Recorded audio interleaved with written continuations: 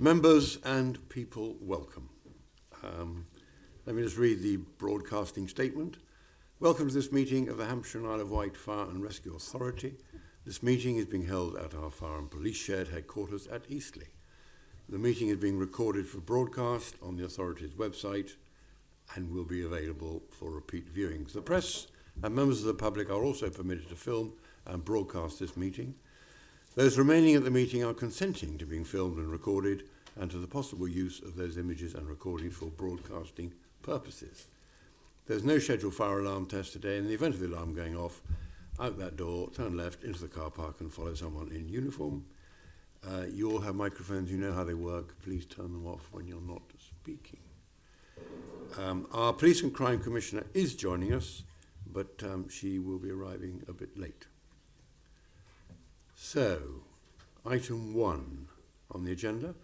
Apologies for absence. Katie, please. Thank you. We've had apologies from Councillor Karen Lucioni, and we have just received apologies from Donna Jones. The Police and Crime Commissioner will not be coming. Wiggle room. Item 2, declarations of interest. Anybody? No, thank you. Deputations, Katie? None? Is what? Previous minutes. Oh yes. Minutes of the previous meeting, which was held on the 5th of December. I won't go through. Anyone got any eruption? Agreed? Good. Thank you. We've done deputations. Item 5, Chairman's announcements. Boy, we got a lot. On Tuesday, the 5th of December, the Chief Fire Officer and I officially opened the new live fire unit at Service Headquarters, and some of you were there. It's that wonderful machine down the back, which is the envy of everybody.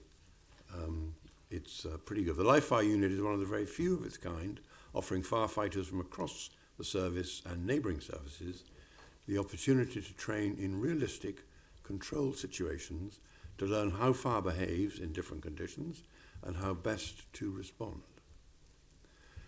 It has been designed in conjunction with firefighters and will replicate what they could find themselves faced with when responding to fire calls across Hampshire and the Isle of Wight. A flexible space for our crews to train in, the bespoke facility allows for a variety of scenarios, including one setup which replicates firefighting on a ship. The cultural report, which is the independent review on the way we work together. The independent review by Green Park into culture within our service has concluded. The findings and recommendations of the report are being considered and will enhance the work already underway. A progress report will come out later to a later authority meeting. Other members and myself recently completed the service's mandatory equality, diversity and inclusion training and were very impressed by the delivery. I also attended an event run by the service's Fire Proud Network group, marking the start of LGBTQ+ History Month, with the guest speaker, Katie Cornhill, sharing her affirmation story. And I thought she was quite remarkable. Absolutely brilliant, those who were there. A real eye-opener. Other things that have been going on, at our recent Hampshire County Council full meeting, 2 councillors gave fulsome praise to our fire crews' handling and performance in 2 recent fires in our area, which I passed on to Stu, in the hope that information would be passed on to the fire crews, because they always like to be thanked for what they do. One of them was that pub which blew up, I think, wasn't it, Stu? Yeah, so I've passed those on to the management team. Yeah, okay, great, thank you. Other things I've done, December the 11th, the Eastleigh Cadets Passing Out Parade, December the 12th, the Fire and Services Carol Service in Winchester Cathedral, 13th, Isle of Wight Prince's Trust, 14th, Passing Out Parade, a joint one this time of the Fire Cadets and the Prince's Trust in Basingstoke, 25th, Some of us went to the update review of Cosham Fire Station, which is looking pretty good. And I don't know if you saw the photograph of us all looking like something out of Reservoir Dogs, but it's coming on very nicely. And we are allowing the police to have a bit of it, rather than the other way around. We'll have red doors, not blue doors. That's all from me. Chief, anything? Okay, so item 6, members' developments. Hit me with it, Roger. Got two. One is the same one as you just mentioned, Cosham. Same one as yourself was Cosham. I was very impressed with Cosham, and I think that the firefighters from the present Cosham station can't wait long enough to get in there. The sooner they're in there, the better. And I think it will be much better in getting to the north, east and west as well, because it's right on the roundabout rather than have to come through 2 roundabouts. So I think it will be better altogether. And it's going to be a superb station. I just wait to see what the final part of it is. I was very impressed with not having the dormitories, the individual rooms for firefighters, and the whole layout of it was superb. So congratulations on the design of it. The other meeting that I attended is it's called the ERG meeting, and that's a meeting with the Fire Inspectorate. And the sort of things that came out of it, they're concerned about senior officers' welfare, and that senior officers can be out on their own, and therefore they're concerned about that. The other sort of issue, which I think is a very good move on their part, in that they're looking at the new recruits to determine how the service is going to get to under fairness and dignity with the number of women, ethnic minorities, whatever, rather than what the numbers are in the service at the moment, because they recognise it will take a long time to change the current makeup, because people are not leaving, or if they are leaving, there's not many being taken on, so it'll take a long time. So they're going to look at the new recruits as a way of measuring it, which I think is quite sensible. The thing which I didn't agree with them on is they did a public opinion test in August 23. Only 2,081 people were asked to complete the questionnaire. And to me, that doesn't really give a very broad spectrum of what the population of England thinks about the fire service. And it worries me that out of, I don't know what the population off the top of my head is of England, but 2,081, and they're making all their judgments on what those people have said. I asked the question, are they coming from all the different regions? And yes, they are taking people from each area. But if you take that Hampshire, it could have only been about 10 people, that sort of number. And I just don't believe that is necessarily representative. So that's, and the points we were talking about earlier, the equality is an area which they are very concerned about. And there's in round 3, over a third of the services inspected so far in round 3 have been issued with require improvements or inadequate grades in respect to fairness and diversity. So that is a concern. The state of the fire services nationally document is going to be published in the spring, but could be delayed a bit because of local elections. That's a very brief resume of what happened. Brief. Thank you, Roger. Thank you. Anybody else? Sally? Thank you, Chair. In December, just before Christmas, along with Councillor Carpenter, we went to an event at Redbridge Fire Station to congratulate the new the young people that passed their Prince's Trust programme. Really inspirational people. I'm sure Councillor Carpenter will agree with me. And then Friday the 2nd of February, I went to St Mary's Fire Station to meet Pete McClaremont and discussed further work around EDI that we're working on at that station. And I had a little tour of the fire station as well. And we visited a mosque afterwards.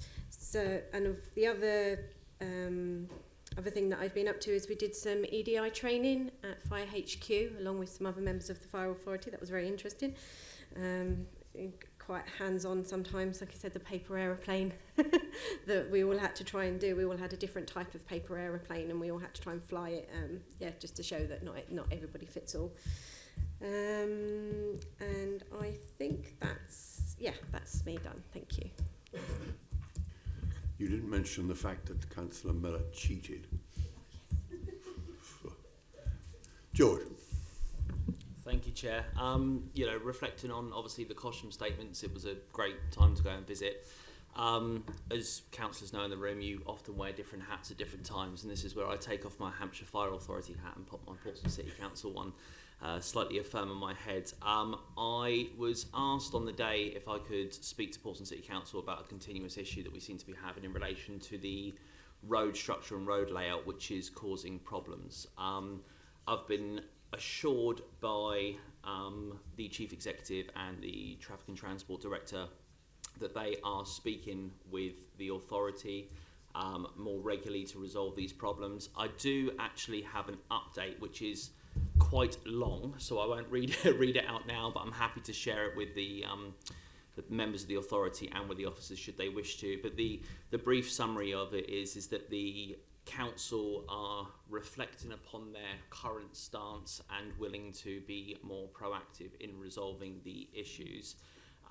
They've apparently set a number of time stamps and time dates with the authorities officers, and Neil might be able to comment on that to confirm whether that is that's accurate. Good. And they're going through the different areas to see how we can resolve this by the implementation dates and by the times that are set by the fire authority based on the completion of the new fire station.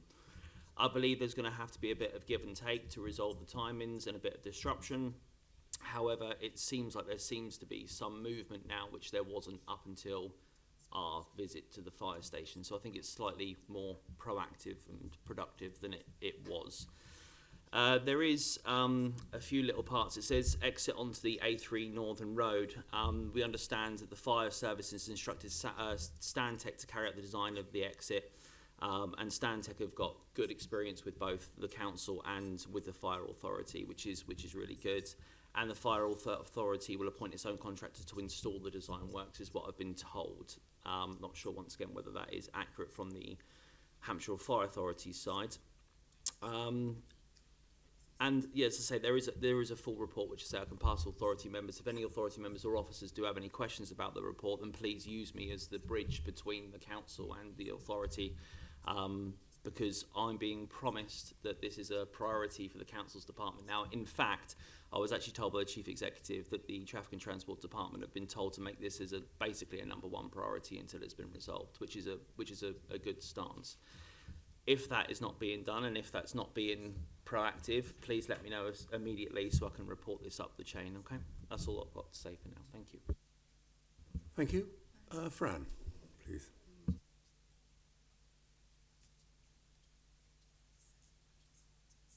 Lovely. Yes, thank you, Chairman.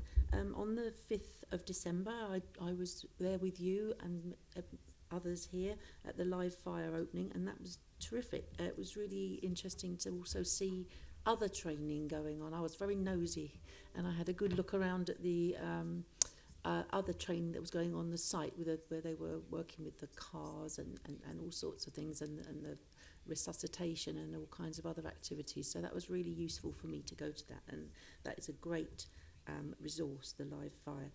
And then also, as Councillor Goodfellow said, on the 13th of December I went to Redbridge Fire Station where we were both met with a sea of chocolate and crisps, which was lovely. And it was the Prince's Trust ceremony for the young people there.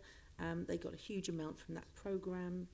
And what I was nosy there as well, and I was looking at the fire officers' lists of jobs and rotas and things like that, because they were all just around the room. And there's so many different things that you just don't think of. Rescuing a dog, there just has a whole list of things. Obviously, important things, fires, and there weren't that many fires. It was more rescues and big call outs for various problems that people had. But it was really interesting reading that rota list and the list of jobs. Also, it was good to speak to the senior fire officers there. I spoke to a couple of them there. So it was a real opportunity not just to learn about the Prince's Trust, but to actually see how the whole place worked. That was great. Thank you. Thank you, Fran. Thank you. Derek? Thanks, Chair. Not much to report. I did attend a function in Basingstoke in December, and of course it's already been mentioned. There were only 4 people that attended the EDI course on that particular day. 3 of them couldn't throw an paper aeroplane. That is the explanation, nothing to do with cheating at all. And other than that, Chair, a little bit light on member development. Thank you. Thank you, David. Yes, thank you. Nothing to do with paper aeroplanes, although I did get on an aeroplane. And I say that because I was in Manhattan, New York, where I went to see Ground Zero. And as councillors, I was saying earlier, we never switch off. And there was a fire appliance there that was wrecked and mangled. And I've circulated to some of those images. It's a moving memorial to everyone, but again, the fire service were represented. The New York Fire Department were represented there. Another thing that struck me was the use of art and creativity to help individuals who've suffered, and I thought that might be something that we do here or could do here in terms of providing some help and support to those who suffer anguish from being involved or having relatives involved, and I thought that might be something that we could pick up at some point. The last point was, yes, I also attended the emergency services Christmas carol service, and I was privileged enough to read one of the lessons on behalf of the air ambulance. That is all, Chairman. Thank you. Thank you. Zoe? Thank you, Chair. I was also at the live fire, Gosport graduation, the cadet graduation, the fire graduation, and also at the carol service. So it was a real honour in December to sort of go through that process and speak to senior team and the cadets and the carol service. Within my champion roles, I've met with children and young people. I'm really pleased to say that the start of the programme, the Prince's Trust programme at Waterlooville, kicked off. Really good applications. I think when I spoke to them, they were around about 20 applications. Basingstoke as well with their Prince's Trust, so that's going strong. That did mean that we sort of had a shuffle round of programmes, and St Mary's didn't start a Prince's Trust, but they did start a Get Started programme.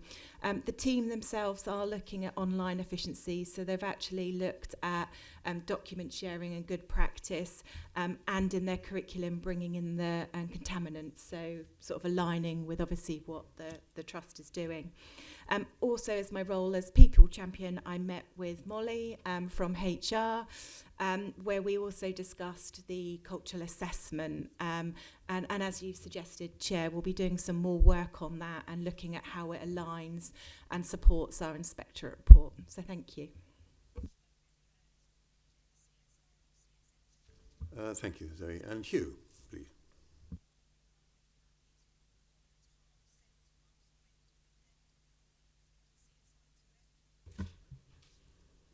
On 6th December, I joined Zoe at a passing out in Gosport, which was great.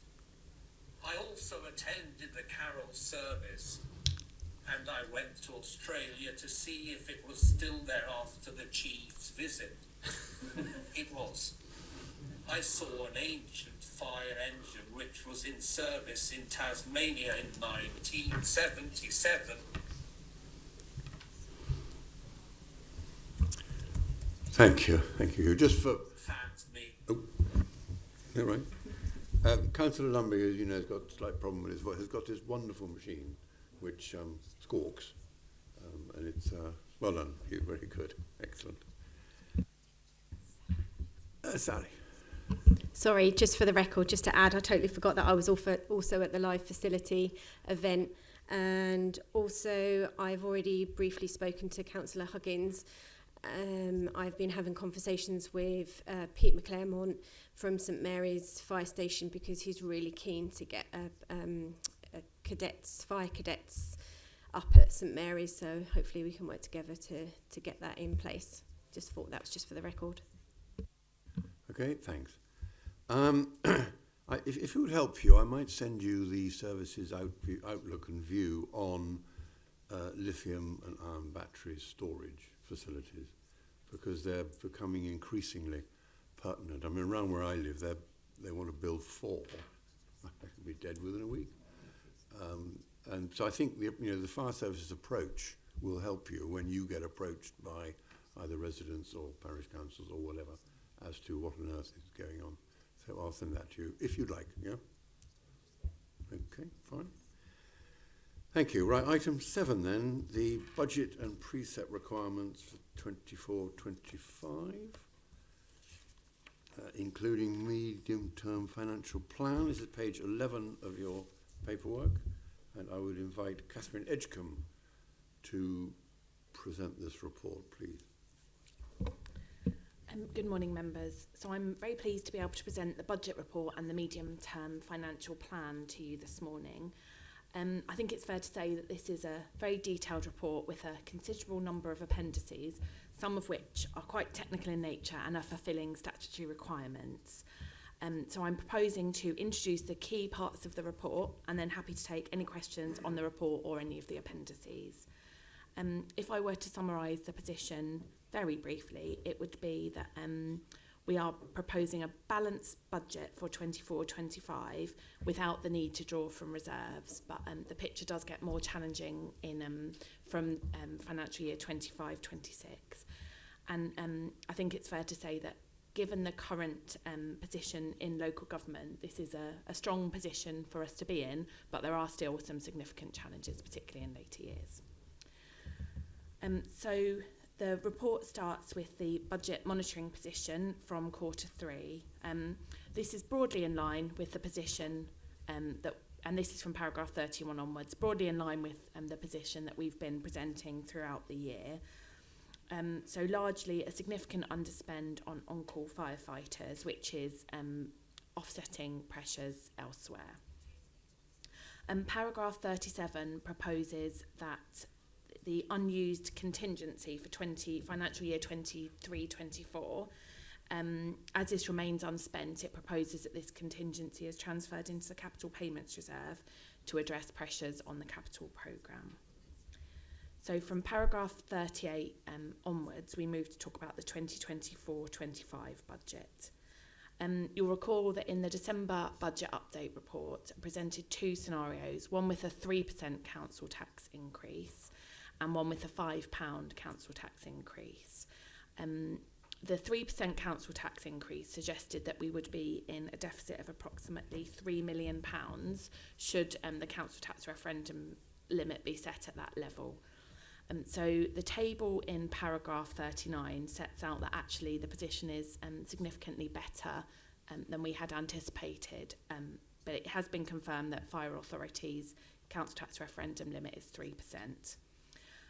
The position is better though, largely due to some higher than forecast inflation on government grant, and particularly due to some one-off funding that fire and rescue authorities have received, and also to do with some revisions in inflation assumptions. And I'll cover off some of that in a little bit more detail.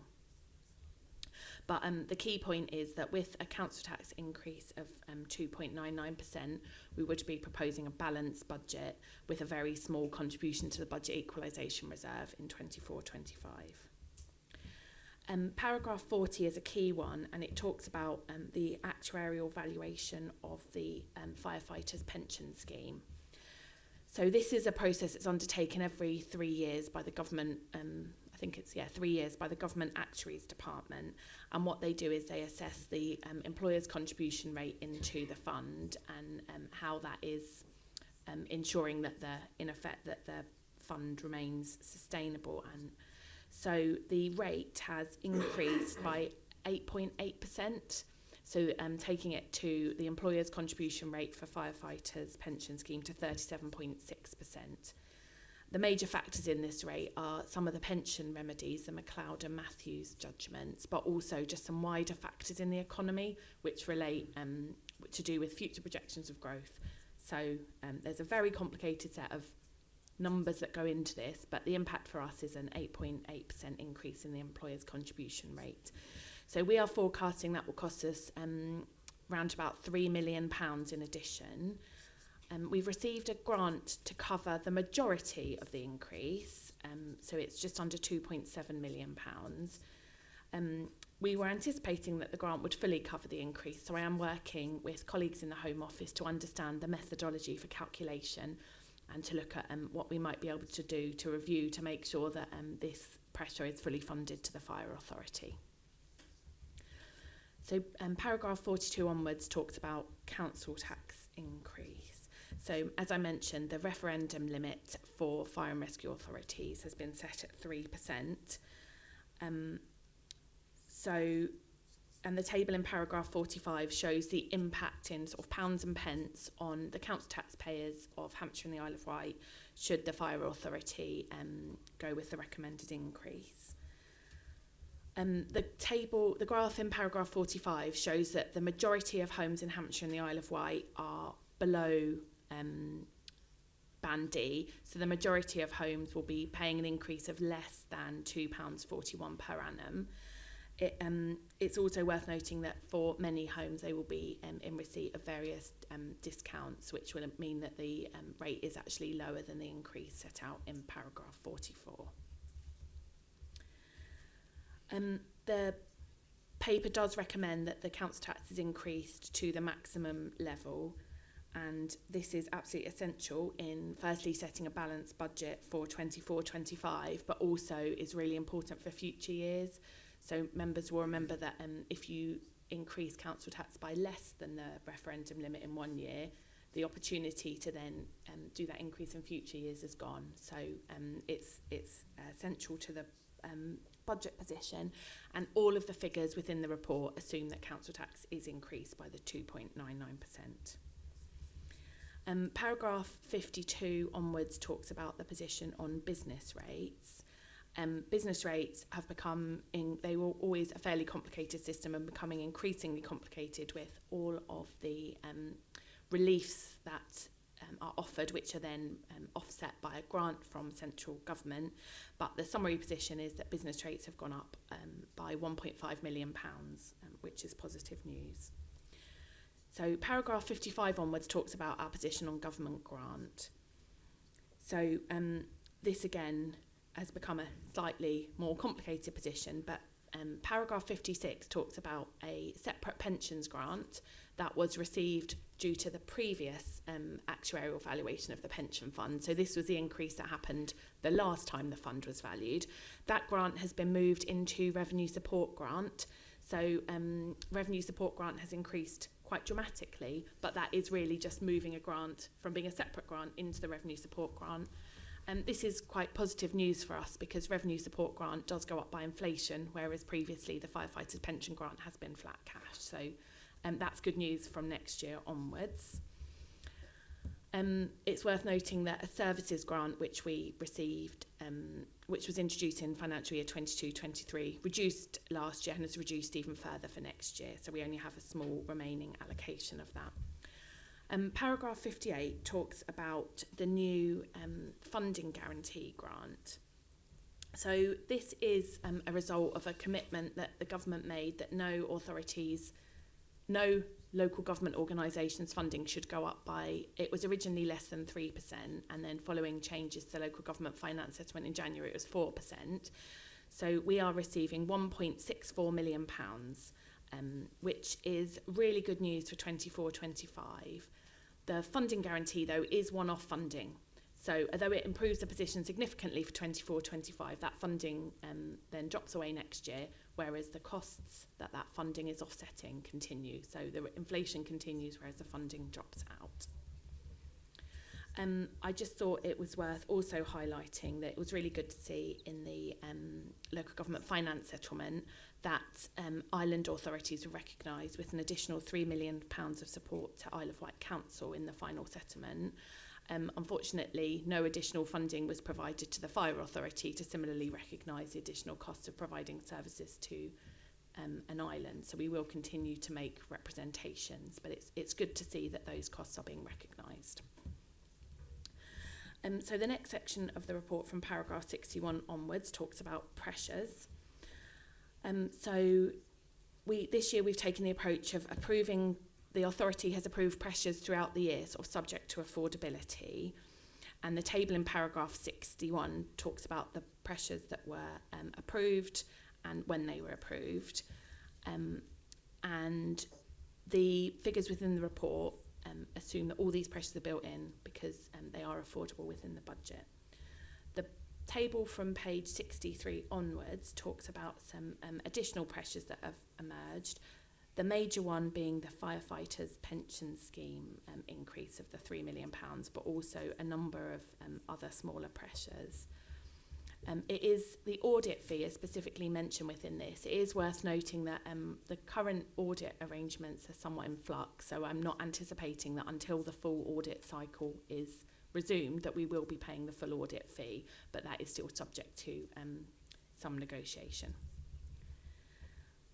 So paragraph 67 also covers some one-off pressures, so that the major one here being related to the one-off forecast implementation costs of the new fire control system.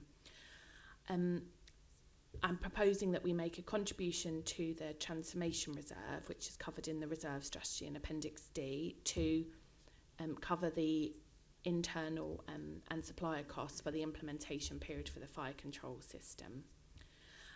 I'm anticipating that the overall cost of the system will still be within the amount that was approved by the authority in an exempt paper in July, but it's just that the phasing of that spend is now different. It's also recommended that the 2.83 million is approved from the transformation reserve to deliver the safety pan improvements for year 5. So then the report moves to talk just briefly about efficiency measures.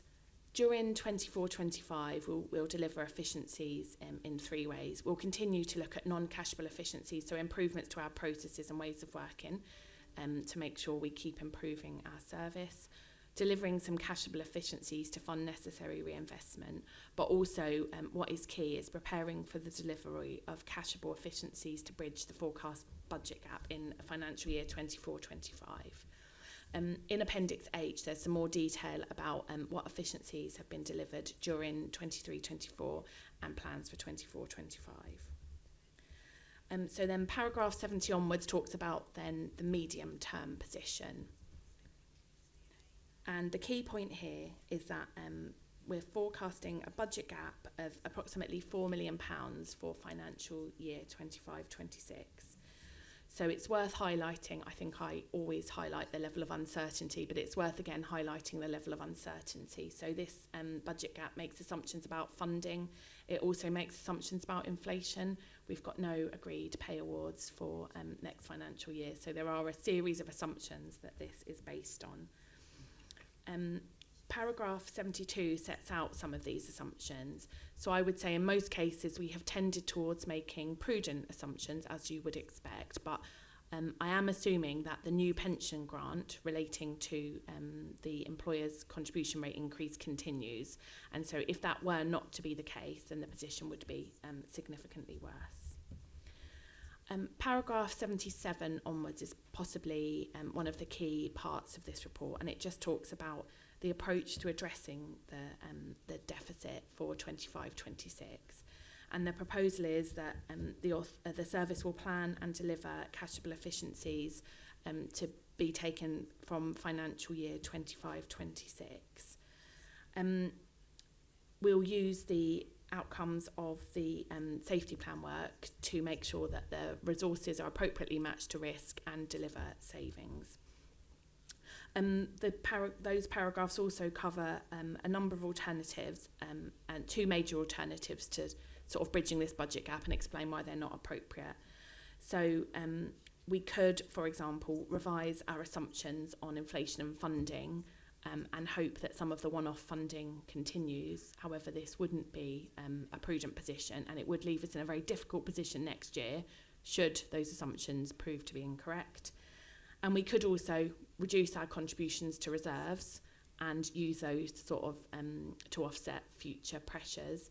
But again, that isn't a sensible strategy for the medium term, in that those reserve contributions are essential for replacing necessary assets for the running of the service. The report then moves to talk about the capital programme. So I think, as people mentioned, it's been great to see the significant improvements that have been delivered via our capital programme, with significant progress, particularly on live fire and the Cosham build.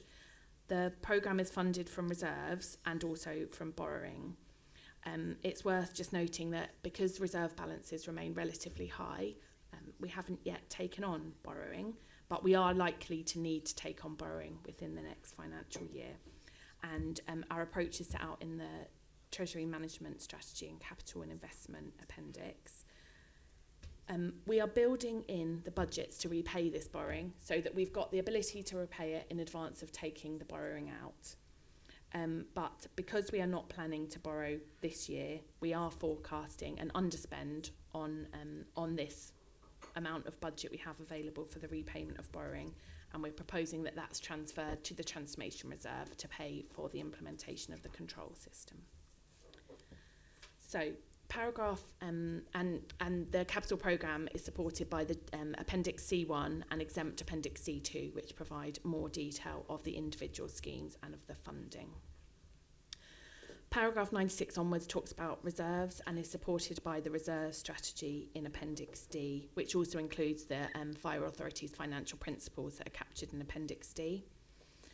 You can see in the graph in paragraph 98 that the reserve balance has now significantly reduced from the peak at the end of the financial year 21-22, and you can see that the reserve balance is forecast to continue reducing. It is worth pointing out that although this graph does look to some extent slightly alarming with a dramatic decrease in reserves, we are continuing to make annual contributions to those reserves. So we're not in a position that once this money is gone, it's gone. We are replenishing this reserve with annual contributions. It's just sort of more of a factor of the timing of the spend versus the contributions. And then the remainder of the report covers Treasury management, which is set out in more detail in Appendix E, and the capital and investment strategy, which is linked to Appendix F. And I'm very happy to take any questions on those elements of the report. Paragraph 109 refers to the Section 25 report, which I think in local authorities is becoming an increasingly important part of the budget setting process. And it's the Chief Financial Officer's view on the robustness of the estimates in the report and on the adequacy of reserves. So I'm confident that the estimates in the budget are as robust as they can be, given uncertainty around inflation and future years. And equally, I'm confident that our reserves are adequate. So it's just that report should just be taken into consideration when approving the budget. And then the final parts of the report just cover compliance with the SIPFA Financial Management Code and the insurance strategy that the Fire and Rescue Authority has adopted. So I'm very happy to take any questions on that report. Thank you, Catherine. David. Thank you, Chairman. Overall, I find the report quite reassuring, if only in the context of other large local authorities and the issues that they have. We seem to be quite well off. Can I ask you about the insurance strategy, which is reported on page 30. I wonder if there's any possibility of making some savings on that, or whether it might be worth revisiting this, because on the one hand I can see that we're part of a mutual of 13 other authorities, but on the other hand we're also apparently using the services of Zurich Mutual to provide insurance as well. I'm sure there's a lot more than 13 authorities. Is it possible to sort of make some savings by spreading the risk amongst a greater number of authorities? And is it possible, or even desirable, to put all our eggs in the one basket and have all our insurances dealt with under the mutual?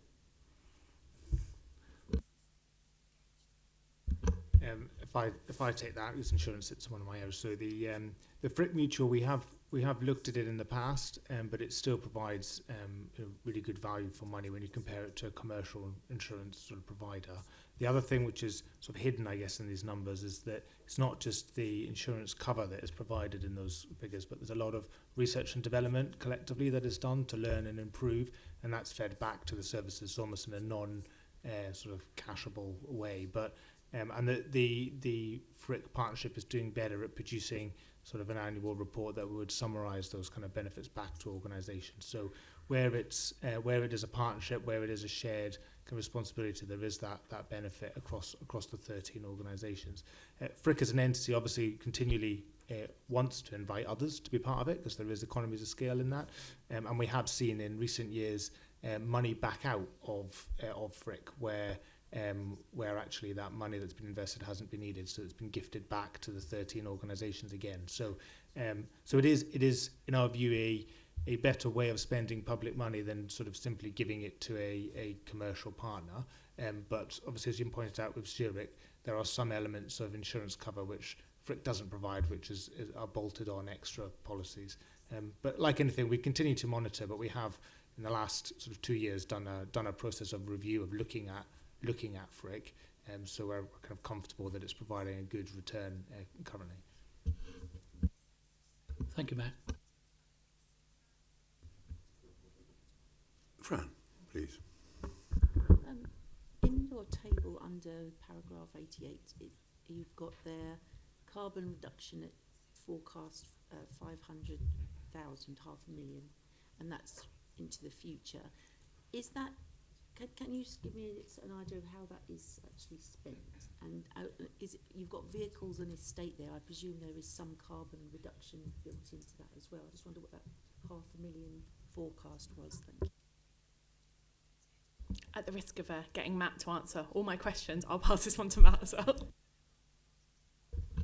Yes, so that money is approved for those 5 years by the Fire Authority, so it covers several things, including things like the electric vehicle charging points at station and here, and we're looking at more electric chargers on this station, which that funding would fund, but also improvements to building fabric, so things like insulation, windows, all of those kind of things is funded by that line.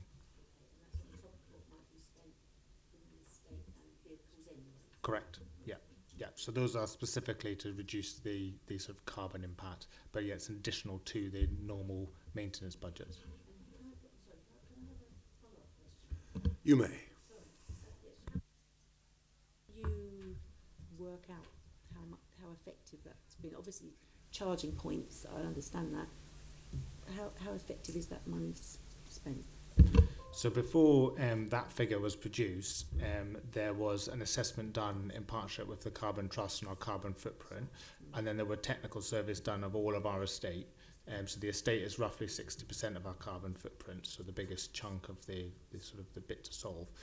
So those technical surveys identified all of the things that could do, a bit like in your home, if you have an EPC, what can you do to make it a better performance? So that's how that money is then targeted. Okay, thank you, David. Please. Yes, thank you, Chairman. Just thinking about the Mike, I'm Dave, but Mike, okay. Sorry. Actually, sorry. Well, I read through these reports, and I'm always delighted that Catherine's on call to go through it, because all of a sudden it goes from a black and white document into much greater colour, so I can understand it much better. So that's brilliant. But a few questions, if I may.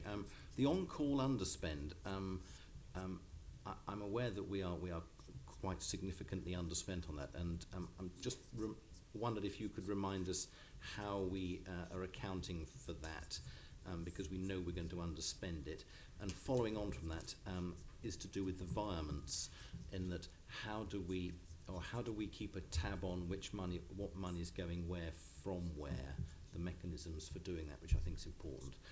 In terms of the overall budget, I see that we're putting it up by, or the precept up by 2.99%. Now, at the county, we were putting it up by 2.999%.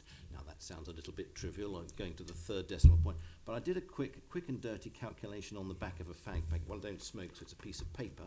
And I worked out it was about £5,000 if we did 2.999. If we can do that, I would like us to have the £5,000, if that is the right amount. If I got my decimal point in the right place, that would be great. And the final one was to do with the pension fund and pension contribution. If we haven't got a fund, why do we call it a fund? Because I thought it was an unfunded scheme, or is it a virtual fund? Could you remind me of how the fund that we haven't got is a fund, please? Thank you. So the on-call underspend, there's sort of two parts to underspend, that we are paying fewer. On-call pay is made up of the amount you receive as a retainer for being an on-call firefighter, and then the amount that you receive for taking part in activities. And both of those parts are underspent at the moment, but we are not taking that money away from the on-call establishment, because we are still aiming to recruit to fill vacancies to make sure. So we're not sort of saying that because the station is under numbers currently, we are making a change to that. Should there be any changes, they will follow the work as part of the safety plan, rather than relating to what people we currently have available, if you see what I mean. Okay. Does that make sense? I'm not sure I agree with it, but it does make what you said makes sense, so thank you. So in terms of the environments, I can see that if you look at the position from the approved budget to the revised budget, there are quite a lot of differences, and the majority of those relate to reserves transfers. Part of my role is to make sure that any transfers we do are in line with our financial regulations. So I will always remind the exec. So no transfers can be done without the finance team doing it, and I remind the finance team and the executive group of the amounts that need to come to the authority for approval. There are some things, for example, such as the equipment reserve and the IT reserve, where they are delegated to us within the service to make those decisions about when to draw the money, because they are largely to do with the timings of spend rather than sort of major decisions. So I'm confident that we've got oversight of those rules, and we make sure that they are adhered to. So the 2.99%. So when you look at the reason we do 2.99 and not 3 is because if one of the bands went slightly over 3 for rounding issues to do with pennies, then in theory we could be open to a challenge on a referendum for a penny. So that we go for 2.99%. I'm confident that 2.99% for us is the equivalent figure to the county's figure, partly because the person who does this work is the same person, and they have calculated that for us 2.99% is the right figure. We haven't gone for the 2.996, I think, because of roundings on some of the other bands, but that is the highest figure we can get to. So, yes. But it is, yeah. So we could be forgoing, Chairman, £5,000. Accepting the penny point, but I'm not sure, would anyone notice, are we like that? Are the lawyers likely to get involved if we're 1p one way? I think the risk is yes. Yes. And then let's finally come back for the fund. I do appreciate that is sort of slightly confusing language, because you're correct, there is no fund. What the so for the local government pension scheme, where there is a fund, the actual aerial valuation looks at how have the money coming in from contributions, the money going out to pensioners, and the performance of the cash. The firefighters' pension scheme, the actuarial valuation looks at the whole system, and what it is attempting to do is make sure that the government isn't putting more money into the firefighters' pension fund, if you see what I mean, because it is funded by government. So the actuarial valuation is trying to make sure that the government contribution is consistent and that any increases are funded by employers. But obviously, as I've said, the government then do provide us a grant to pay for the increase. So in some ways, it is quite a complicated way of achieving this. But I do appreciate the language of fund is unhelpful when there is no fund, although the government do fund the difference between the money in and the money out. So, yes, did that make any sense? No, it does, because I can see how you can create the virtual fund. But I think more importantly, from our point of view, is to some assurance that they're going to continue to provide paying the increased contribution to the fund, because if they don't, then we're going to have to find that internally, and that will be a huge challenge. Chairman, I just did have one more about the graph of the reserve balances. This is the final one. You said it looked rather terrible, but don't forget there was money going into the fund. Does the graph not show the money going in, or is it just the amount coming out? Sort of clarification. So the graph does show the money going in as well as the money coming out, but I think it's just what I wanted to reassure was this isn't in effect a finite pot of money, so it won't continue to go down and down and down and be gone. It will stabilise. In the reserve strategy, it looks around sort of between the £8 and £10 million mark. It stabilises. It was an exceptionally high balance, and I wouldn't anticipate us having balances at that level in the future. But that graph does show ins and outs, but I was trying to get the fact it's not tapering away to zero. Okay, no, that's great. Thank you very much, Chairman. Thank you. Hugh, please. Lawyer Hugh.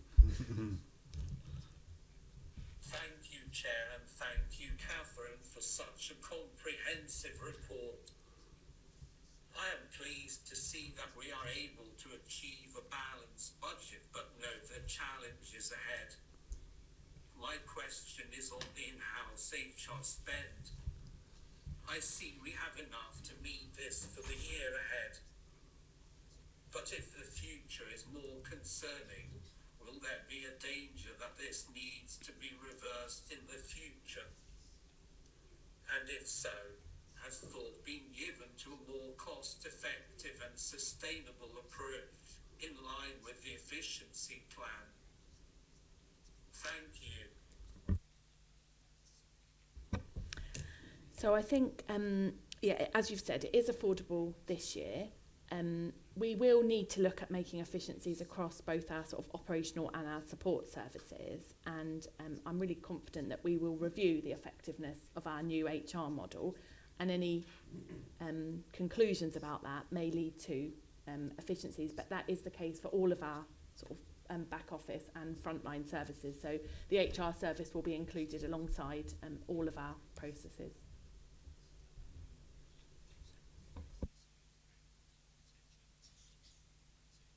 Chief. Just to add to the, so we're all ears. If there's a more efficient, effective way of running HR, then we're all ears, of course, Councillor Lumby, and we'd have a conversation with you about that. At the moment, the plan, as you saw with our paper some months ago, is to put in that capacity to really drive our focus on people, which we recognise is a real challenge for us, and indeed the sector. And that's why that investment is necessary right now. But we'll always look at the teams, but really keen to engage you in a conversation about that. Okay, as the mic passes me, I might ask you, Catherine, if there's a sudden golden bullet for employing on-call firefighters, are we at risk financially for that, given that we're using some of that money for something else? So I think, although it would be great if we could suddenly unlock a great deal of new capacity, it would take us some time to train the new on-call firefighters, to equip them and to bring them into the organisation, and that would give us time to plan to reduce other spend. Similarly, if we had a significant increase in capacity from our on-call workforce, that may allow us to look at other things. So that is what we would aspire to happen, but I think when it happens, there will be time for us to make decisions. It wouldn't happen overnight. We don't have the capacity within the service to take on hundreds of additional on-call firefighters overnight. And equally, although we would be keen to have additional on-call firefighters, I think that would be currently against the national trend of how things are working for us to suddenly come across lots of new people. Is that? Yeah, just to add to or support what Catherine is saying, I'd love to find this golden bullet. We've been looking for it for a long time. We do actively monitor our budgets. We actively monitor our headcount on our on-call stations and, of course, our availability. And it's through that we balance our establishment. We know the challenges, particularly around day cover, with our availability. And I certainly don't foresee that there is a golden bullet out there which is going to make this something which comes to us as a shock. We would hope to see that increase, and that increase over a period of time, in which case we will put in other measures to make sure we'll be able to balance that. Okay, thank you. Thank you. Roger. I think firstly, thanks to Catherine in the report, because I think the report makes it quite clear where we are at the moment. And it's a very good report, although there are questions. I think it sets out where we are and where we're going in the future, so that's very good. If I can just make a brief comment on the point that David made on insurance. I can remember, I think it was probably about 20 years ago, the fight that we had to try and get a system set up where we took our own liability on insurance. And first, to start with, I think there's only about 3 or 4 fire authorities in it, and it has gradually grown, which is a good thing. And I think that's the best way ahead. But I imagine that the insurances with the insurance company are the sort of ones which you wouldn't want to take on, such as motor risk. So I see that as a very good thing, and it does pay us money back. So on pensions, which I have a great concern in, the difference on paragraph 40 is £314,000 the government is not paying us. And I sat at meetings in London where it was categorically said that the government would pay the 8.8%, and that is very clearly minuted in minutes. Since I've had this report, I have taken it up nationally, and I will be doing so wherever I can nationally to see if we can get that amount of money. And with Catherine's help as well, having taken it up with the Home Office, I think hopefully we'll get that £314,000 back. To me is that I'm sure, again, if it isn't back, there probably are other fire authorities in the same position as us, and that will get taken up at the SARB, the National Pensions Meeting, the Fire Service Management Committee, and I'm sure it'll also get raised at the Fire Commission. So hopefully we'll get that one sorted. The pensions is a peculiar thing, I think, and is that I don't know. It's a pension which the government takes the liability of, and it's not our pension scheme; it's the government's, and therefore any changes that they make to it, as far as I'm concerned, they should pay for it. It's their scheme. We have no bearing on what we can do or change within the scheme. Different to the local government pension scheme, where we have local pensions committees, and within certain parameters, you make your own decisions of where you invest and what you do, how you go about it, and your liabilities. We can't do it. We have no say in any of that at all. So, as far as I'm concerned, we want that money.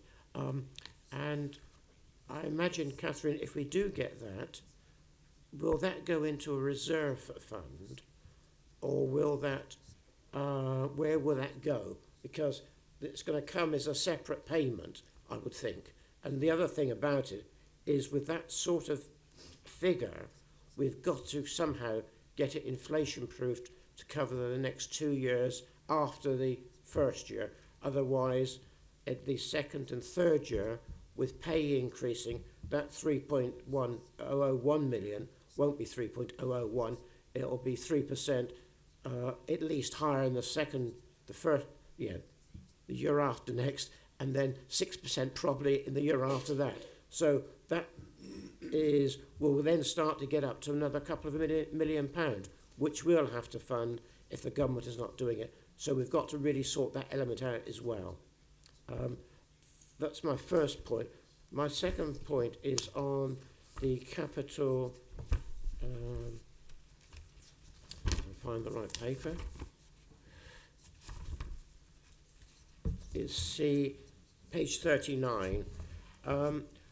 In the capital programme, we have Basingstoke Fire Station in 2024-25, £111,000.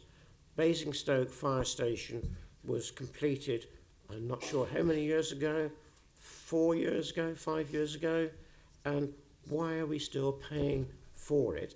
I'm assuming that it's a money which we've held back because I know there were issues there which the developers had to sort out. So I imagine that they've been sorted out and we'll be paying them their money.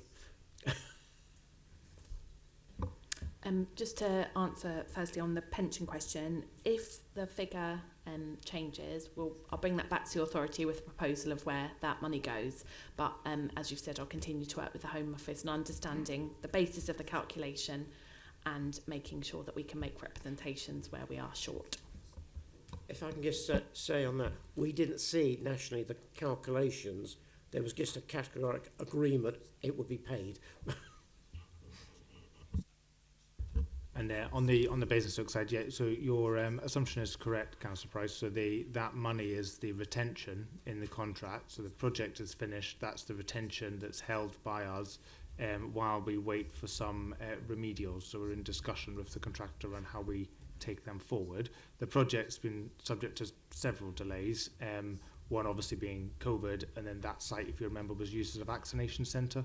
So we lost about 2.5 years of time when the contractor wasn't able to actually go on site at all in that period. So that has delayed things somewhat. We have a few options about how we might deal with that, which we're discussing internally, but our hope is to do it in the current calendar year. So then hopefully that will be concluded. But that money is retention to which we hold. Capital is prudential borrowing, as we can see, is very large amounts of money.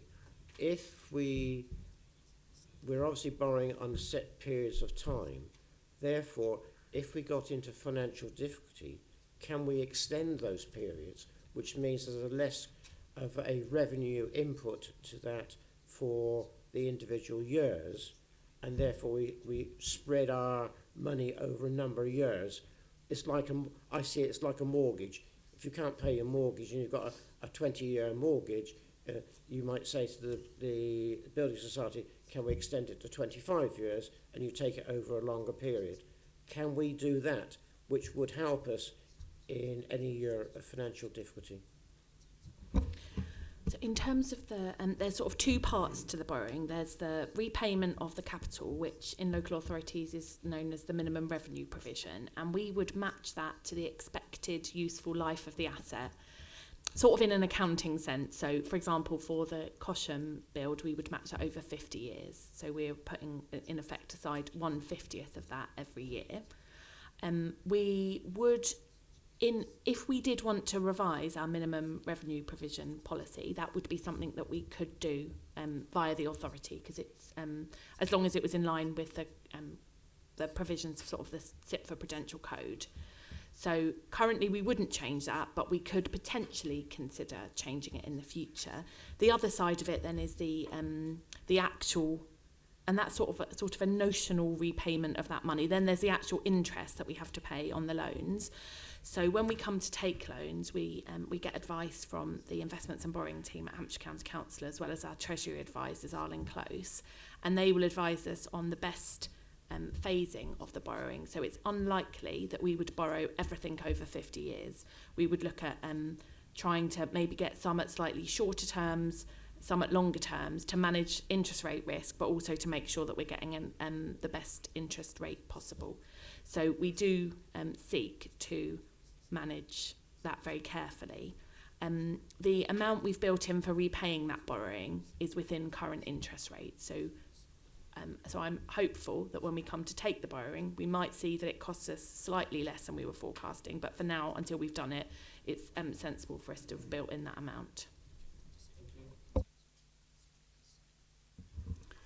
Derek, please.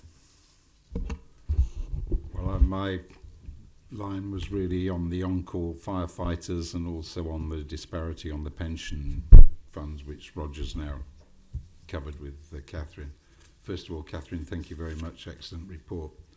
The only areas that I really wanted to consider was, we're not carrying forward anything this year. The 804,000 forecast underspend will go as 500,000 into reserve, and the other 300,000 is going where? So the current proposal is that the underspend is split between the transformation and the, I think, budget equalisation reserve. The final, the final destination of that, the exact final outturn position and the final decision about that rests with the authority when the outturn report comes.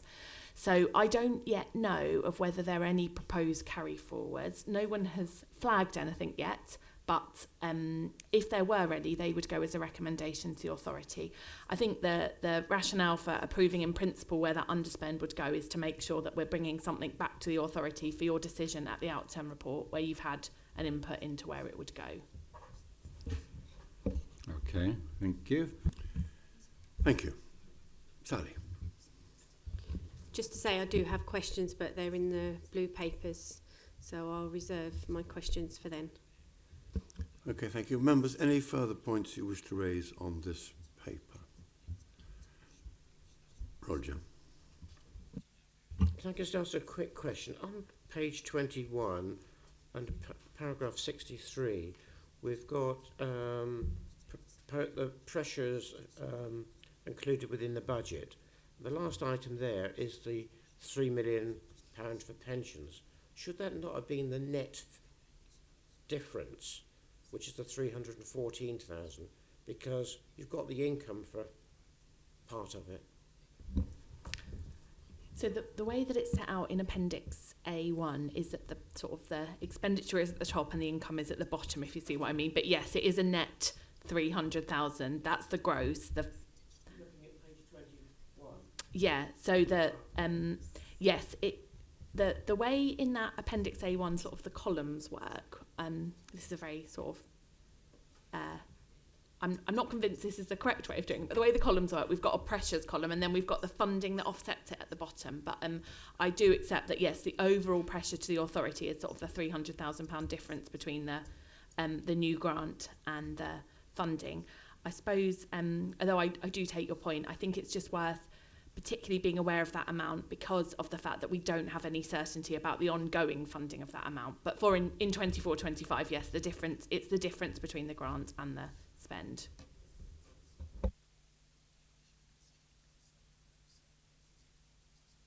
Catherine and Matt and Glenn, thank you.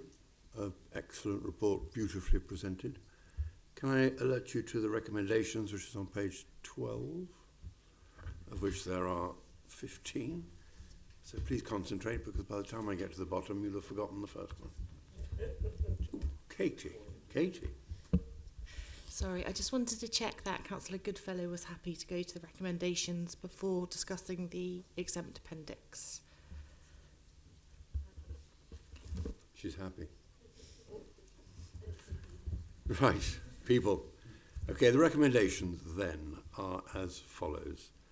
That the 23-24 monitoring position as set out in paragraphs 31 to 37, including £500,000 contribution to the capital payment reserve of 23-24 on the split of the 23-24 underspend between the transformation reserve and capital reserve.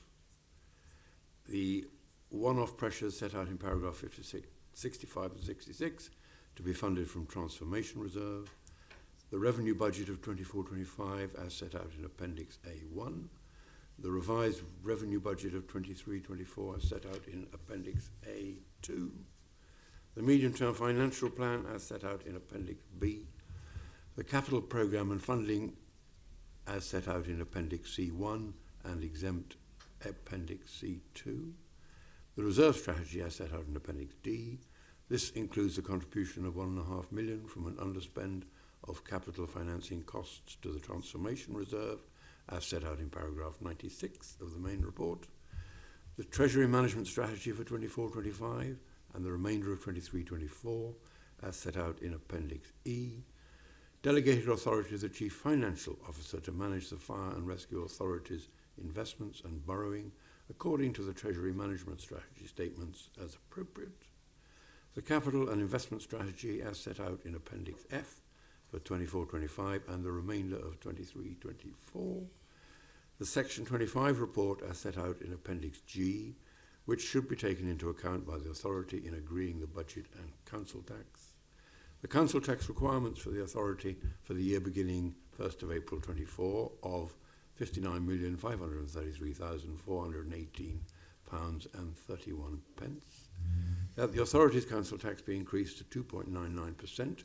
for a Band D property for the year beginning 1st of April 24, and for the properties in each band to be increased by 2.99%, as set out in paragraph 44 of this report, and as indicated below.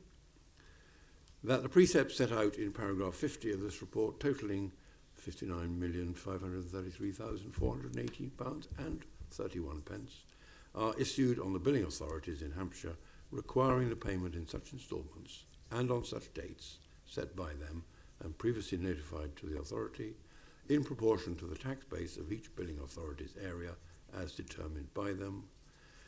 And finally, that the principle of adding any early delivery of savings from the efficiency development developed to meet the anticipated budget gap of 25-26 to the budget equalisation reserve as agreed. Phew. Are we agreed? Thank you. Thank you. We have been going for over an hour. Would anyone like a comfort break? Yay or nay? Just warming up, Chairman. All right, we'll go for one more then. Shout if you do, please.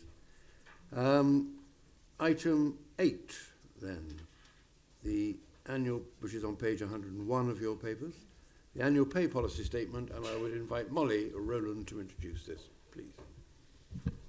Thank you, Chairman. Good morning, members, just I think. So this report is an annual report which meets the requirements of the Localism Act 2011, whereby we are required to prepare and publish a pay policy statement annually. For members who may not have seen this report in previous years, it provides a consistent framework for us to demonstrate transparency in how our staff are paid and rewarded. There are specific policies and remuneration principles that must be included in the pay policy statement, and these are listed at paragraph 5 of the report, and these are all included within the pay policy statement, which is at Appendix A. A key aspect of the statement is to show the relationship between the remuneration of the Chief Fire Officer and the rest of the workforce. And the multiples currently for the average Green Book staff are 5.2 and 5 for Grey Book staff. And these pay multiples have been consistent within our organisation for some time and are very similar to other fire and rescue services that we compare ourselves against. So Essex's is currently at 4.7 and Kent's is at 5, so broadly very similar. This paper also includes an updated methodology for the two-track approach for determining Principal Officer pay, and this has been reviewed by the Principal Officer Pay Review Working Group and is attached at Appendix B for your consideration and approval by the Fire Authority. The Localism Act states that the pay policy statement at Appendix A must be considered by a full meeting of the authority and cannot be delegated to a subcommittee, and its publication ensures that key stakeholders, such as our communities, employees, trade unions, are able to scrutinise the pay of our most senior officers and those the frameworks for pay for the rest of our employees. If the statement is approved today, it must then be published on our website in an accessible format to enable those interested stakeholders to review our pay policy. I'm happy to take any questions. Any questions, members? Mr. Chairman, not a question, but bearing in mind we did have a conversation earlier on, I fully accept the document, but I have some concerns about Appendix A, and I'll leave it at that. Okay. Hugh?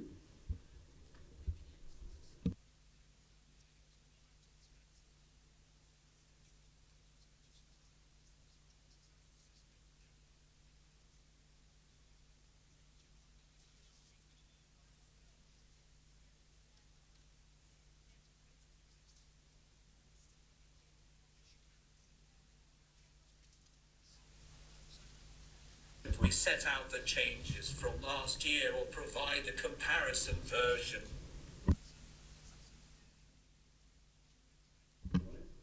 Do we mean in respect of Appendix B, the changes to the pay methodology? Okay, would you like me to talk through the changes, recognising that they're not within the report? I'm happy to do that, or I can take it away.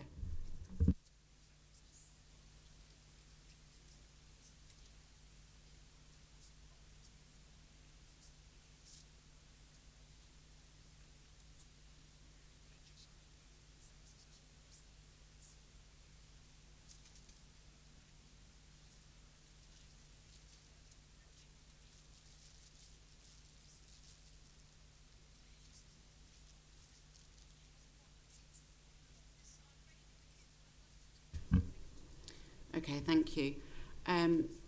So the key changes are that previously the requirement was for the Principal Officer Pay Group to be established on an annual basis to meet and discuss the performance of the Principal Officer and the Executive Group, the fellow directors, to consider whether a local pay award, which is in addition to the National Pay Award, was something that they wanted to recommend to the full authority. The change in approach is that rather than that being a kind of proactive stance by the authority, it will be triggered by a business case being presented by the Chief Fire Officer on behalf of himself or herself and the fellow directors in terms of whether there is a business case to consider a local pay award. So it reverses the beginning of the process, and that's the change. The methodology in terms of what information can be provided and the support from the Chief Financial Officer remain the same.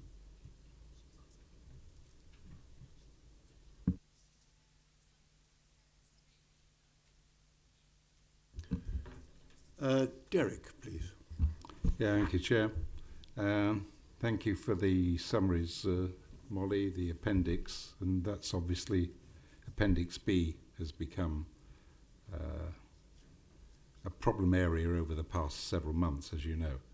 And what was presented to us in the Chief's office a few weeks back, I'm delighted that it stopped this ongoing situation where we were the Pay Review Board, or the POLPA as it's now referred to, I believe, was deemed as a third negotiating channel for the annual pay.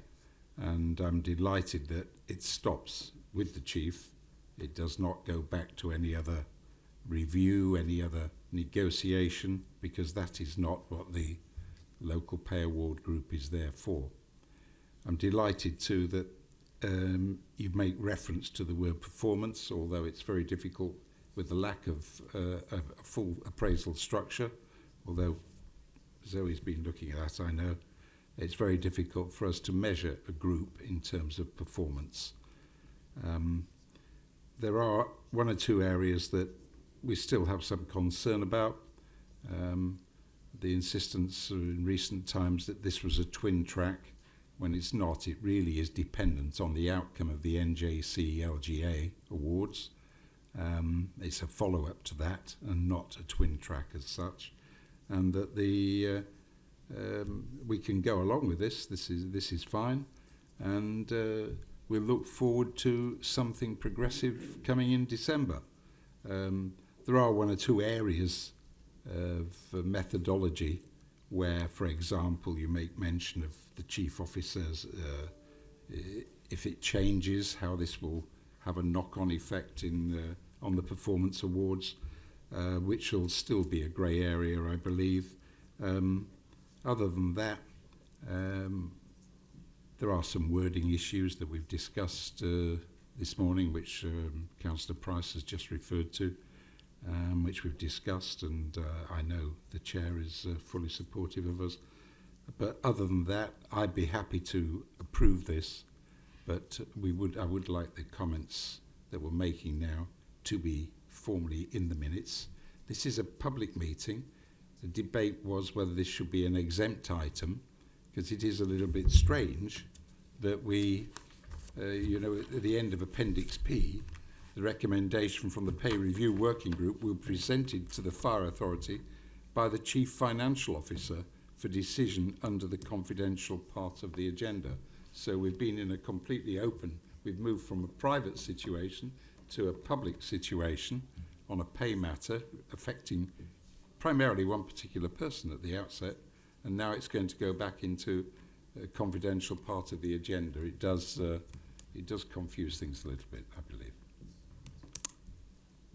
Any comments appreciated, Molly? Molly, do you want to come back on that? Just to be clear, the terms and conditions that the Chief and Principal Officers are aligned to, known as the Gold Book, is clear that there is a two-track approach for determining pay, and that I have tried to describe that within the report and within the pay policy statement. So there is the NJC National Award, and then all other decisions about pay and remuneration are for local or fire authorities to consider. And the purpose of Appendix B is to try to describe the approach that the authority could take in determining their decisions that remain with them in terms of making decisions about pay and remuneration for the Principal Officer group. So I hope that's clear. If it's not, I'm happy to take some further questions. Okay, thank you, Molly. Chief. And just to come back on the point you raised about the confidential session or the public, and indeed your decisions will be public as they're published. Pay for my post is published routinely. But what I think does need to be in a confidential setting is the committee's rationale for deciding on a pay award or otherwise, because that's a matter for you to discuss whether you've been persuaded by the argument or otherwise, or whether you've seen something else. And I think that should be in closed session for you to discuss with us not present also. I think that's appropriate, but your outcome, of course, will be published and made public. So I think that's the reason why that part with the financial officer, the 151 officer in that room, because she's not affected by that pay, and she's independent in that regard. Okay, members, anything else? David, please. Yes, thanks, Chairman. Molly, thank you very much for the report. Just a couple of questions. Paragraph 6.1 talks about earnings ratios, and I just wanted to seek some clarification with, you gave examples of Essex was one, and there was another one as well. Would you expect the earnings ratios in a larger authority to be slightly higher than a smaller authority, reflecting the challenges associated with management and leadership in terms of the scale of the organisation and what has to be done? The second one was about continuous professional development. I couldn't find where it's referenced in here, but there is an amount that's paid out of about £600 or £700 annually, and it seems to have a very low bar to be awarded.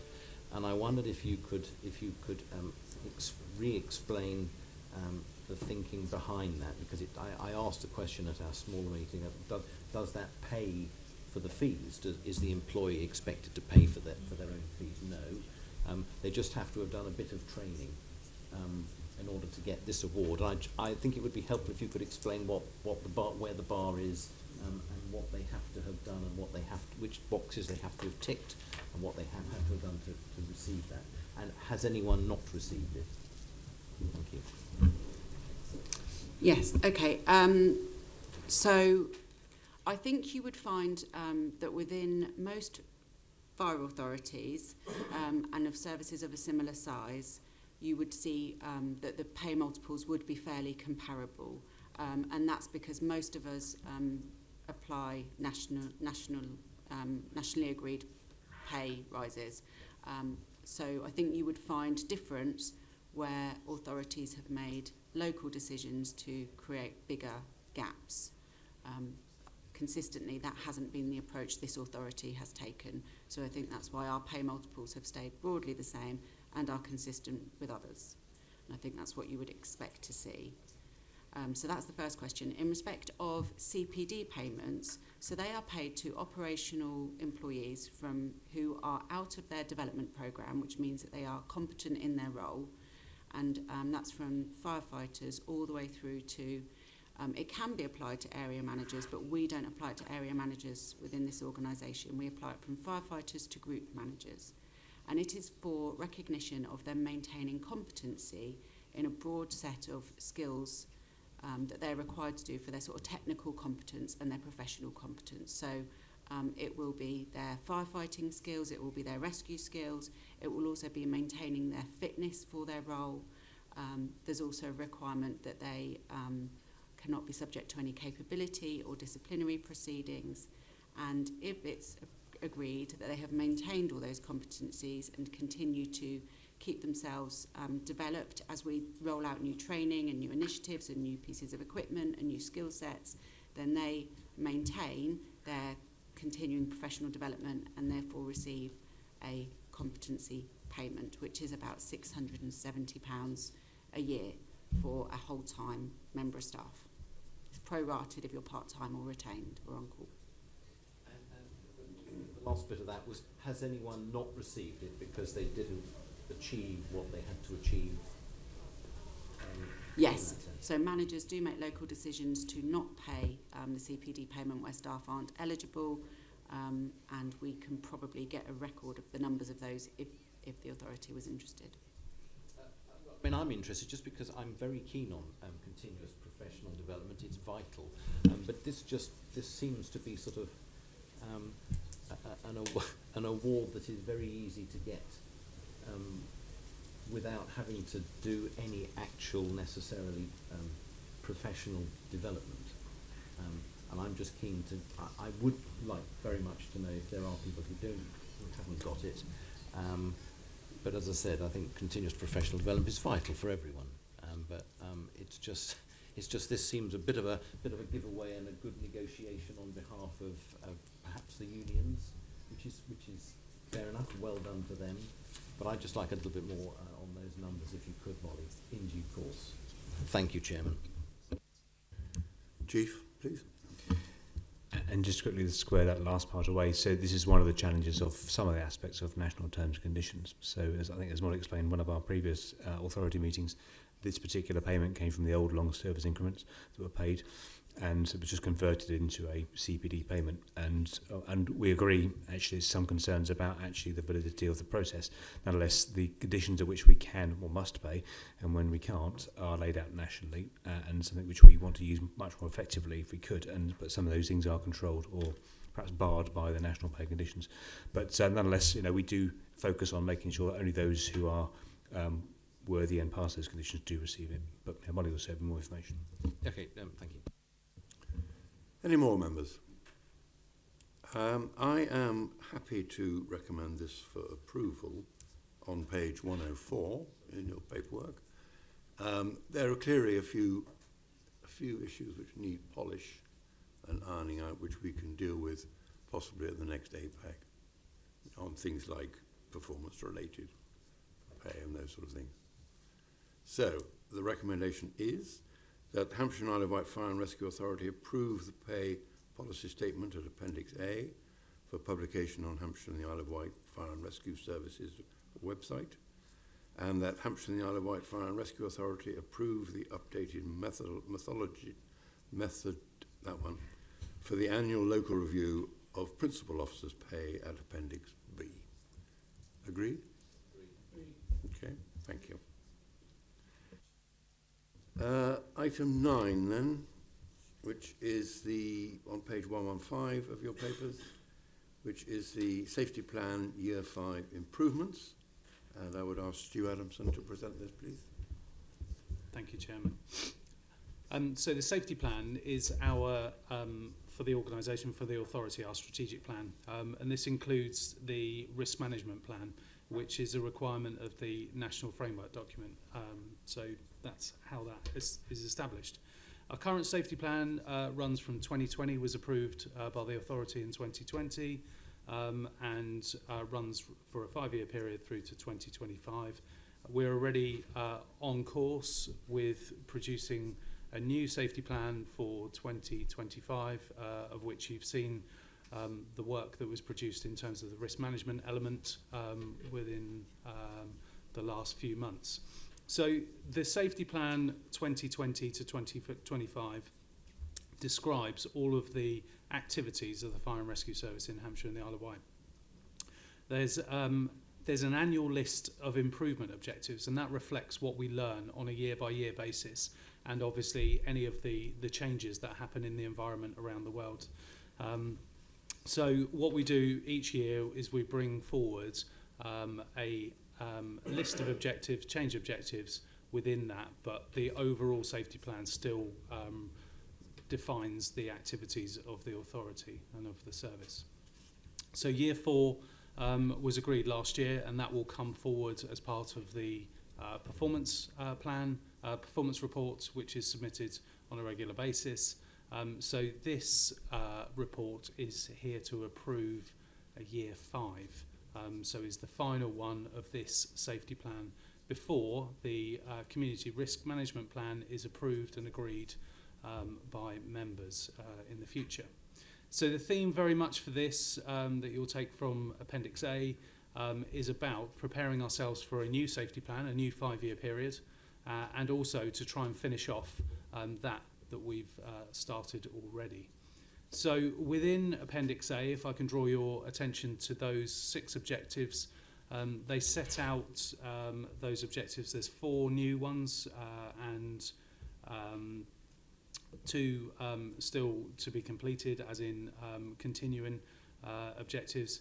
And on the right-hand side of the detail is just the need to undertake the activity and setting out the benefits.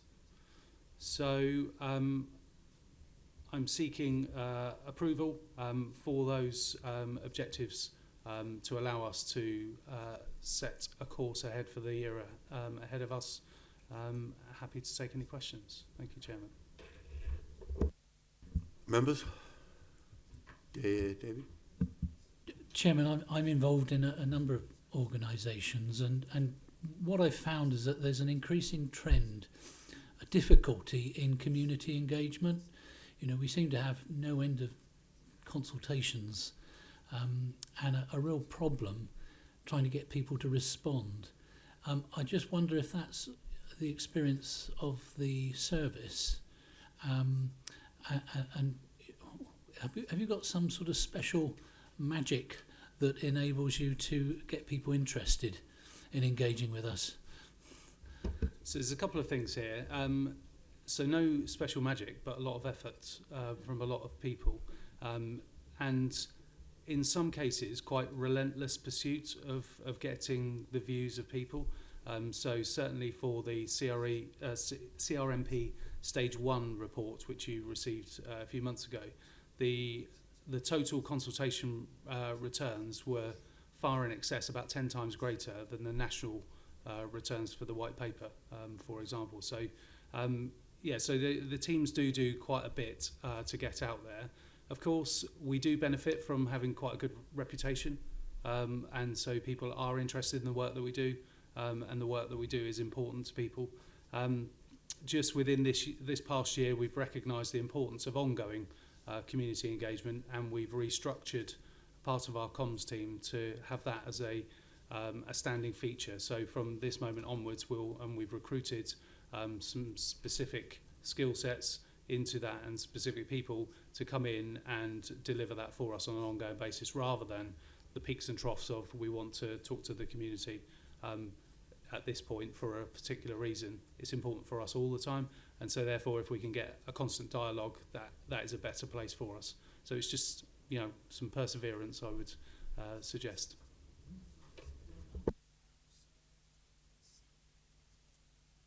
Members. David? Yes, thank you. No, it was just thinking at a question for Stu, really, looking at Appendix A, list of 5-year improvements. I was wondering if there was any of those that you'd perhaps like to do a bit more of, and perhaps there are any that you feel that you could trade off and do a bit less of, just to try and get a sense of where we are with those 6 items. And the last question, thinking to the future beyond 5 years, what do you see looking forward is going to become a greater issue that we're going to have to consider under this heading in future?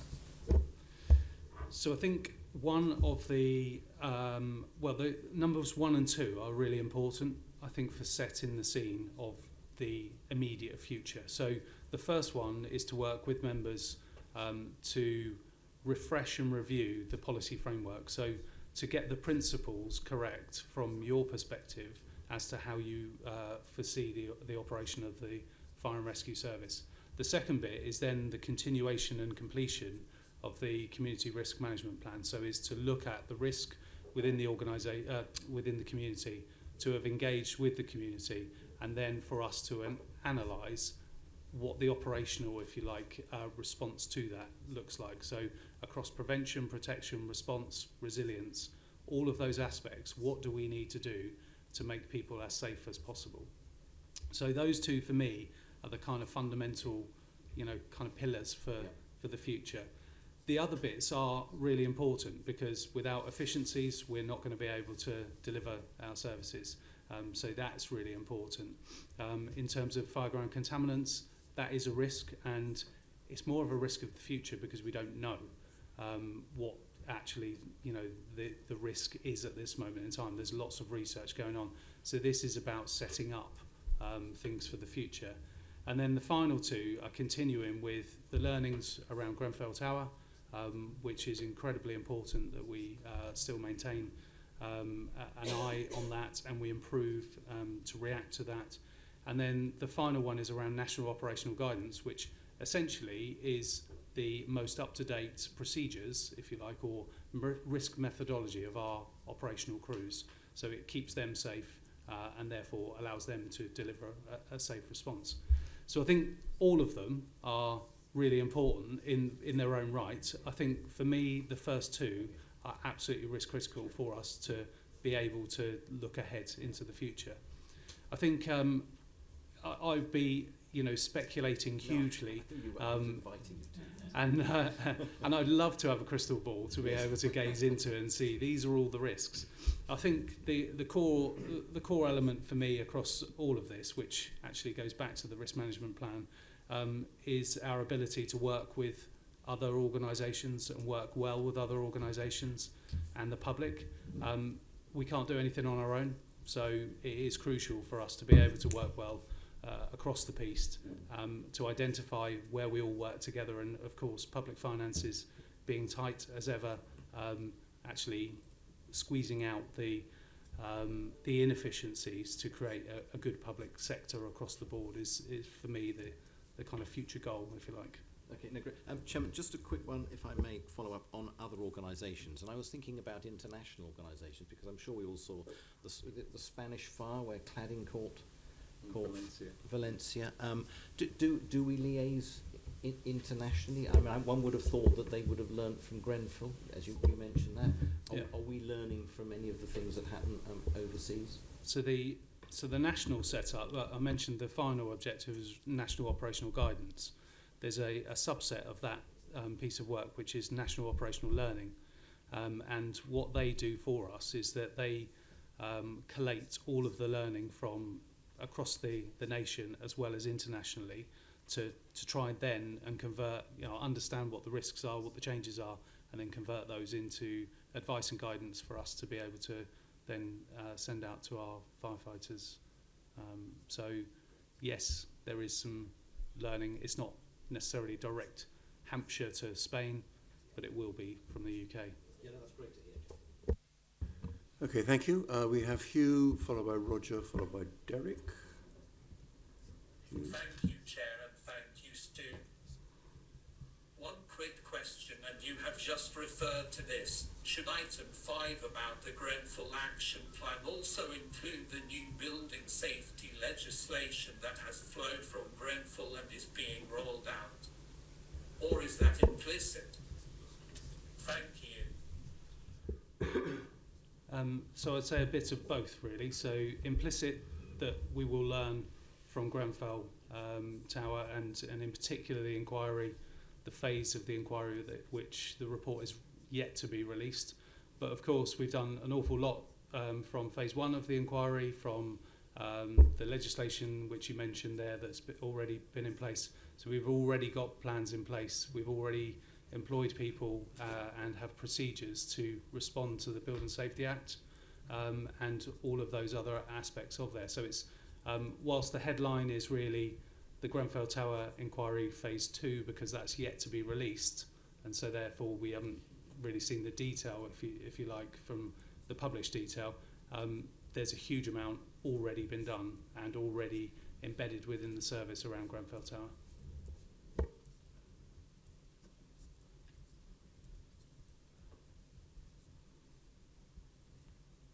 As the legislation is being rolled out, this will be ongoing. Yeah, absolutely. And again, going back to those national structures, there's a national structure within the National Fire Chiefs Council which keeps a very alert eye on that, and we're connected into that so that we're on the front foot with all sorts of either legislation changes or indeed best practice around fire safety. Okay, thank you. Roger. Thank you. I don't know if Stu would like to make any comment. It's not in this report that the Hampshire Fire and Rescue is doing a presentation at the fire conference and are on the main stage to do the presentation on how we're looking at community risk in the future. I can whet your appetite a little bit. So this is at the LGA Fire Conference, which is coming up shortly, which a number of members will be at. So one of the agenda items, because of its importance, and already mentioned around community risk management planning. So one of the agenda items is CRMP. The intention from that agenda item, I think, is to talk about the national standards. So there's a national fire standard for CRMP. And then 2 fire authorities have been invited to give a reflection of how they've gone about the work under that national standard. Now, of course, the national standard, as you would expect, would be quite high level, quite broad in its approach, and therefore the interpretation that we've made is very different to Merseyside, who are the other participants in the discussion. So it's a great accolade for the team that we've been put forward and picked out to show what we've been doing, and I hope that we can tell a good story about how we've probably adopted this approach in a slightly different way to others, and done a lot more probably consultation than I know a lot of other colleagues across the country. So it'll be a good platform for us. Definitely showcase the work that you've already seen, and also talk through the methodology of how we plan to do this in the future on an ongoing basis, and not just kind of once in every 5 years. Derek, please. Yeah, just a quick one, following on from what Hugh's just said, the Grenfell Tower report. First of all, have we any idea when the inquiry is going to complete its deliberations? It's already running 5 years past the event, and we're already into phases of converting high-rise blocks of flats into business use. In Basingstoke, they're going to convert Basingview into a load of flats, which takes a completely different approach in terms of fire safety. Are we expecting anything dramatically to change what we're doing, Stu? So as I was suggesting, that I think this isn't an all or nothing approach, so we've already learned a huge amount. Yeah. We've already changed our activities as a result of the Hackett review. The legislation has been changed as a result of that review. Phase 1 had a number of recommendations which have all been achieved by the organisation here. Phase 2, we were expecting, I think it was supposed to be December last year, but it's been delayed. I don't know when that's going to come out. I can do a bit more digging, but we're eagerly awaiting that. We will respond as we did before, and I would imagine there'll be a national response to that as well through the National Fire Chiefs Council. I think it's fair to say that nothing will be a surprise. So we've all been avid watchers of the Grenfell Tower inquiry. We've all had many in-depth presentations around what happened and can draw our own conclusions. I guess what we're waiting for are the official conclusions and therefore the official actions. What I would imagine is we've already covered off quite a few of those within our own internal actions from our own conclusions. So I suppose that's a long way of saying no, I don't know when it's coming out, but it's not an all or nothing approach. Yeah, okay, thanks, Stu. Thank you. Okay, thank you, members. Anything else on this paper? If I could move you to the recommendation, which is on page 118, which is that the Hampshire and Isle of Wight Fire and Rescue Service Safety Plan Year 5 improvements be approved by the Hampshire and Isle of Wight Fire and Rescue Full Authority. Approved? Agreed? Okay, thank you. We now move to item 10, which is to resolve that the public be excluded from this meeting during the following items, as it is likely that in view of the nature of the business to be transacted or the nature of the proceedings, that if members of the public were present during these items, there would be disclosure to them of exempt information within paragraph 3, part 1 of Schedule 12A of the Local Government Act 1972, and further that in all circumstances of the case, the public interest in maintaining the exemptions outweighs the public interest in disclosing the information for the reasons set out in the reports. So those who shouldn't be here may leave for an early lunch.